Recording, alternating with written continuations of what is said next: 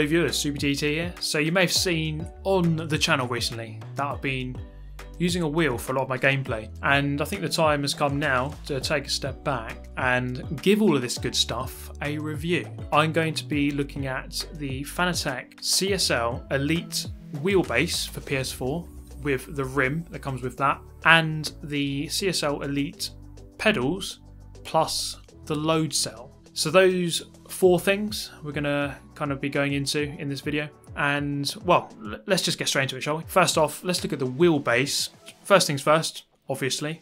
Let's talk about the force feedback. Now, I don't profess to be some grandmeister when it comes to the realm of force feedback, but I'll say for me, you know, someone who's coming from mainly a controller background, it worked absolutely fine for me. I don't really feel as though it's inconsistent or too strong or too weak. The force feedback for me felt absolutely fine. And I think the main thing I can attest to here is the fact that after about 2 weeks of using a wheel, I'm way quicker than I ever was on the controller. And I think that kind of proves that I'm already comfortable with how the wheel operates.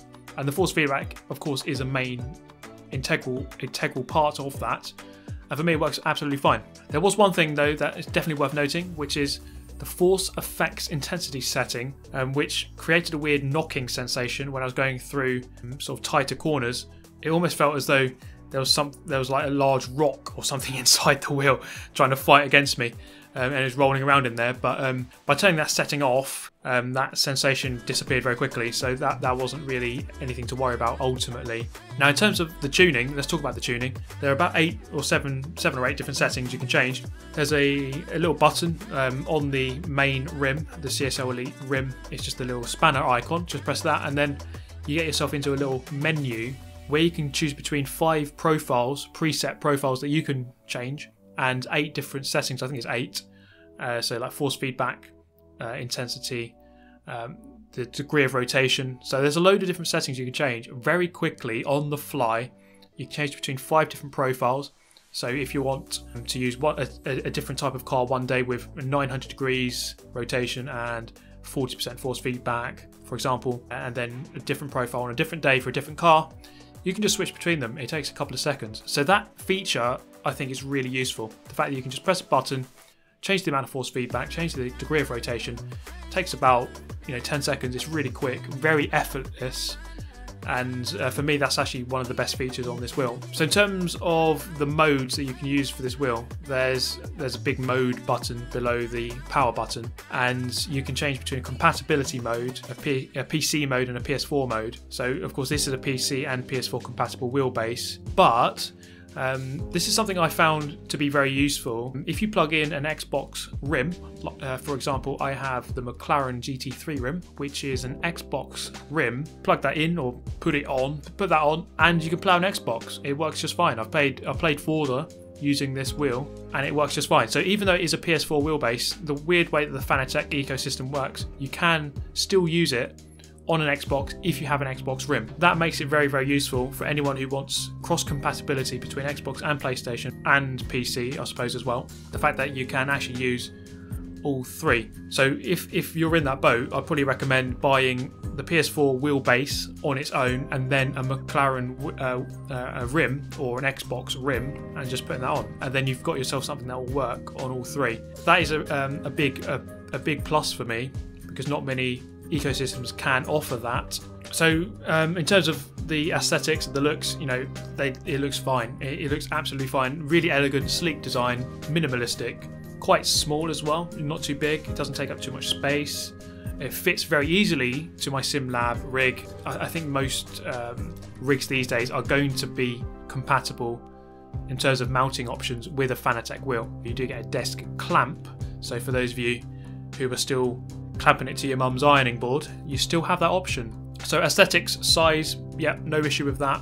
One thing I would say about noise though, sometimes I was playing with my headphones on, I'll take them off, and you can really hear it trying to eject all the heat. It's doing a good job of ejecting the heat because it never gets hot, but you can definitely hear it, it's not silent. It's not overwhelmingly loud. It's not loud at all. It does go away after a minute or two when you stop playing, or you go to a menu or something. It's noticeable. When you have your headphones in, it's not noticeable. So to be honest, it's not much of an issue. So you got this integrated Rev Light at the back of the wheel, and this is actually a really good feature.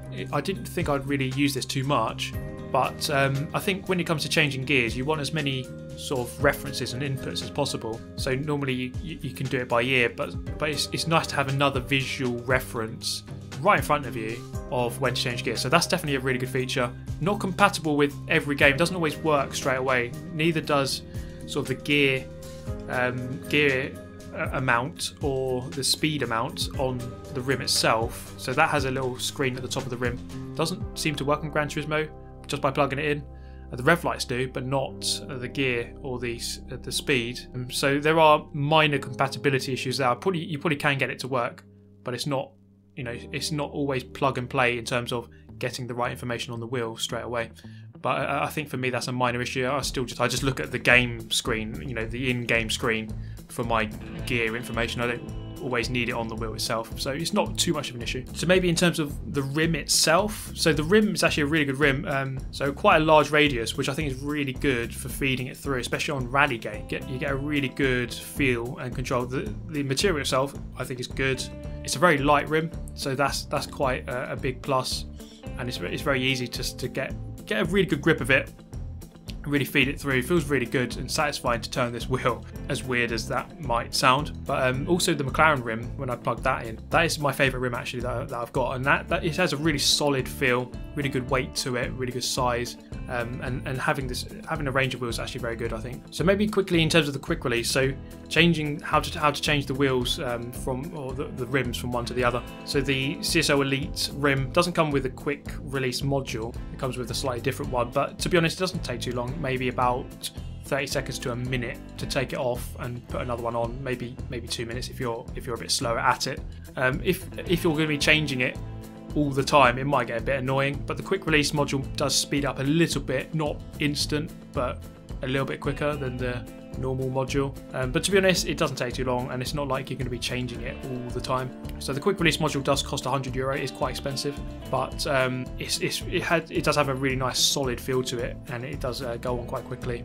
So that's kind of the wheel and the rim kind of covered. Let's go on to the pedals. So the pedals I think are the more important thing actually when it comes to a sim rig setup. I think the pedals are where you really get the speed and the consistency from. Most wheel kind of bases or rims can give you speed, doesn't matter which company you buy, but I think with the pedals that's where the real kind of difference is, and I think this is where Fanatec is better than the Thrustmaster and the Logitech, because this is where it really sets itself apart, I think. So if I had to give you a reason really to buy Fanatec, it would be because of the better pedals, which I think is actually the important thing when it comes to a setup. So for me, I'm using the load cell pedal. So you've got the two pedals, the brake and the throttle. You can buy those separately as one unit, as those two, and then you can buy the load cell and add it on, or you can just buy all three in one and save, I think it's like €10. So when it comes to the load cell, you can change the strength and sort of the order of the little rubber profile. So you sort of just lift up the back of the pedal, slide off the rubber profiles, and you can change them, change the order, change the strength of them. So they all have like little numbers on them, 65, 85 or 95. You could just change them. So 95 being stronger, so tougher to press basically. And that customization is good. I use the 65 with the little polystyrene or the softer profile as well, and for me that's absolutely fine.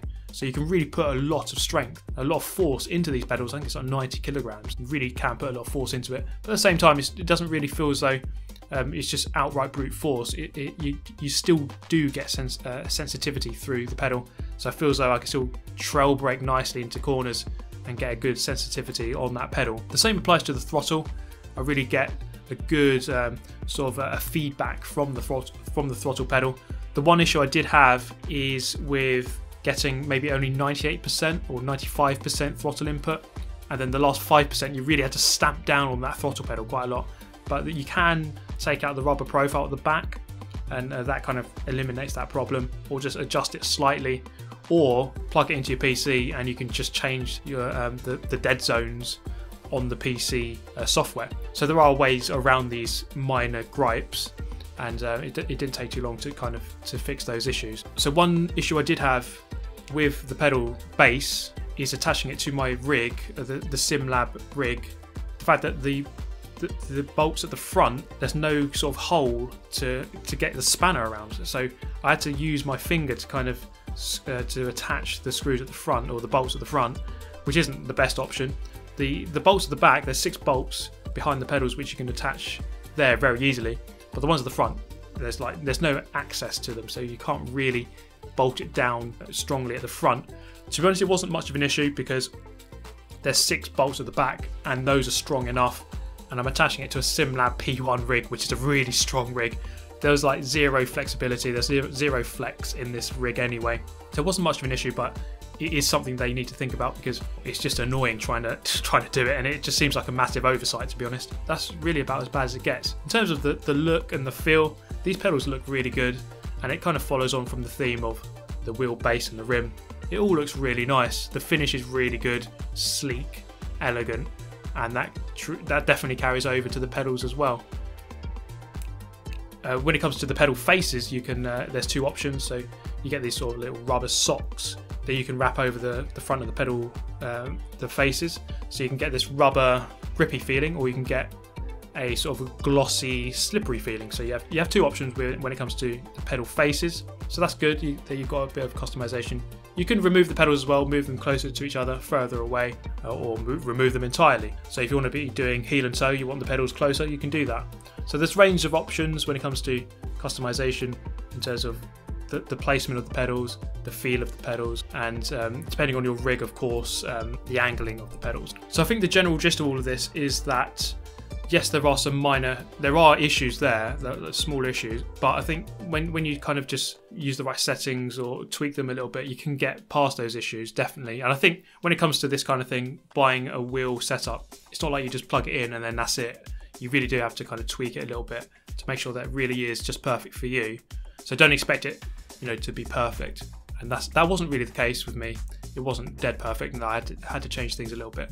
But it is absolutely fine now. And in terms of my wheel pace, I think this is the best. I think this is the best thing to say about this setup: the fact that I am way quicker and way more comfortable and having way more fun now that I'm using this Fanatec wheel compared to using a controller. So for that reason, I would definitely recommend buying this kind of wheel. And if you can afford the Fanatec, yes, it is more expensive, but you are getting good quality for your money. It's not like you pay, for no reason. So if you can afford it, I'll say go for it. And especially because of the pedals, as I mentioned, the pedals really set themselves apart from what Thrustmaster and what Logitech have to offer. So some pros and cons about all of this gear. So the pros, premium quality. You can feel that as soon as you open the box that you're getting something that is really good, really high quality. The tuning menu options, the fact you can just press a button, you can change all the settings very quickly, very effortlessly. I really like that option. Solid force feedback, so the brushless servo motor, whatever that means, does a really good job of giving you a sensation of the car, up to 6 Newton meters of torque, apparently. But for me, the force feedback, very, very solid indeed. Aesthetically pleasing, so all of the gear that I'm talking about here, the pedals, the rim, the wheelbase, all looks really sleek and elegant, and the size is just fine. For me, it just looks really good indeed, and it goes very well with the SimLab P1 in black, I must say. The Rev Light, I think, is a good plus as well. The integration of that into the wheelbase looks very good, and is a really good option, and it definitely is something I've been using when I thought I probably wouldn't be using it. Console compatibility, the fact that I can use this on PlayStation, Xbox and PC. Yes, you do have to buy an Xbox rim, but for me that wasn't too much of an issue. You can just buy the PS4 base on its own and then just buy a McLaren Xbox rim and then you're sorted pretty much. Yes, it does cost a lot, but you get yourself something that works on all 3 platforms. Another big plus is the customization options, so you can change all the buttons on the wheel. They give you like loads of little buttons in the box that you can replace the buttons on the wheel, and also the pedals, the fact you can move them closer, further away, change the rubber faces, that kind of thing. There's just loads of customization options to make it really perfect for you. And another thing I didn't really mention is the fact that everything plugs into the back of the wheel, and then coming out of the back of the wheel is just one USB, which you plug into your PC or your Xbox or your PlayStation. So in terms of the wiring, that's a good sort of minimalistic design, the fact that only one wire comes out to go to your console or your PC. On the flip side, downside, the noise may be a little bit noisy, but not too bad. It doesn't last too long either. Sometimes the buttons can be a little bit fiddly. The placement of them on this rim is good, but you have to take your hands off to press some of the buttons, and the funky buttons can be a little bit fiddly at times. I definitely noticed that. A downside, you know, it's got to be mentioned, the price. It is more expensive than Thrustmaster, than Logitech. I do think you are getting something for that money. You're not paying it for no reason. But for those of you, you know, with a limited budget, you might get priced out of the market in this sense. But you are getting something for that money. The FEI setting, so that kind of put me off for a while. The fact that it had this weird knocking sensation, but ultimately just tuning a little bit, and we managed to get rid of that. The Rev Light and the gear indicator on the wheel, not always compatible with every game instantly, so you have to do a bit of tweaking on that. So it wasn't always an effortless pursuit to get that working, but a lot of the time I just used what's on the screen of the game anyway, so it doesn't really matter too much. Overall, would I recommend buying this? Absolutely. As I said, I've been really enjoying myself. I'm faster, more consistent than I ever was on a controller, and I've got myself equipment that will last a while. Looks elegant, looks good, feels good to use, so definitely would recommend it. If you can afford the quality that you're going to get here, then I'd say go for it. And I think the main thing for me is the pedals. That's the one thing I definitely recommend. If you can get yourself a good set of pedals from Fanatec, then, you know, go for it, because that's the thing that for me that's really transformed my game. So that is the end of the video pretty much. If you have any questions, then do ask in the comments. If you want to look at the up-to-date prices in your region, or if you want to look at my setup, what I have in my setup, then that is all linked in the description. So go and have a look down there. So that brings a close to the video. Thank you so much for tuning in. Do ask the comments down below, and I shall see you in the next one. Thank you for watching. Goodbye.